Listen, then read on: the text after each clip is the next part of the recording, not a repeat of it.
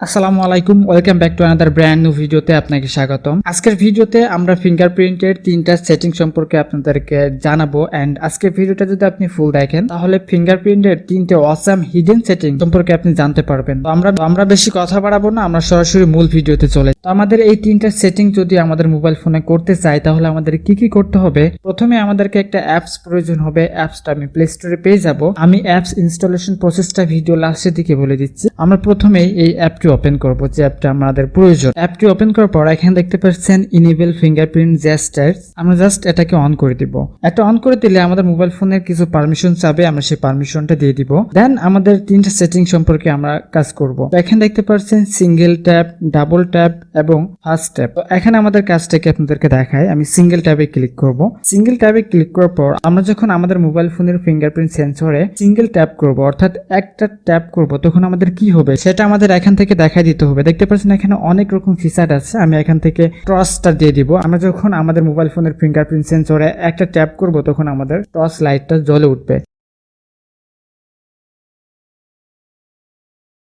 তো এইভাবে আপনি চাইলে ডাবল ট্যাবে ক্লিক করবেন। ডাবল ট্যাবে ক্লিক করার পর আপনারা কি দিতে চাচ্ছেন সেটা আপনারা দিয়ে দিবেন। তো আমি এখানে রিসেন্ট ট্যাবে ক্লিক করলাম। আপনারা চাইলে দেখতে পাচ্ছেন অনেক রকম অপশন আছে, এখান থেকে দিতে পারেন। আর যেগুলো রুট লেখা আছে এইগুলো আপনার মোবাইল ফোনটা রুট না হওয়া পর্যন্ত উইদাউট রুটে কিন্তু আপনি অপশনটা চালু করতে পারবেন না। তো যেগুলো রুট বাদে আছে আপনি সেইগুলো দেওয়ার ট্রাই করবেন। তো আমি রিসেন্ট ট্যাবটা দিব। তো রিসেন্ট ট্যাবটা দেওয়ার পর যখন আমি আমাদের মোবাইল ফোনের ব্যাক সাইডে অর্থাৎ ফিঙ্গারপ্রিন্ট সেন্সরে ডাবল ট্যাপ করব তখন আমাদের যে অ্যাপগুলো আছে সেই অ্যাপগুলো ওপেন হবে। ঠিক একইভাবে আপনি ফার্স্ট ট্যাপ সোয়াইপে আপনি ক্লিক করবেন। এখান থেকে আপনি নিজস্ব কোনো অ্যাপ আপনি সিলেক্ট করে দিতে পারেন। অনেক অপশন আছে, আপনি যদি কোনো নির্দিষ্ট কোনো অ্যাপ সিলেক্ট করবেন, লাইক ইউটিউব, ফেসবুক যদি আপনি সিলেক্ট করতে চান তাহলে অ্যাপে ক্লিক করবেন। অ্যাপে ক্লিক করলে আপনার সামনে অ্যাপগুলো লোড হবে। এখান থেকে আপনি যে কোনো কিছু দিতে পারেন। সাপোজ আমি এখান থেকে ফাইল ম্যানেজার দিলাম, আপনি চাইলে ইউটিউব দিতে পারেন। আপনার ইচ্ছা মতো আপনি এখান থেকে দিতে পারেন। যখন আমি আমাদের মোবাইল ফোনের ফিঙ্গারপ্রিন্টে ফার্স্ট সোয়াইপ করবো, এটা ট্যাপ করবো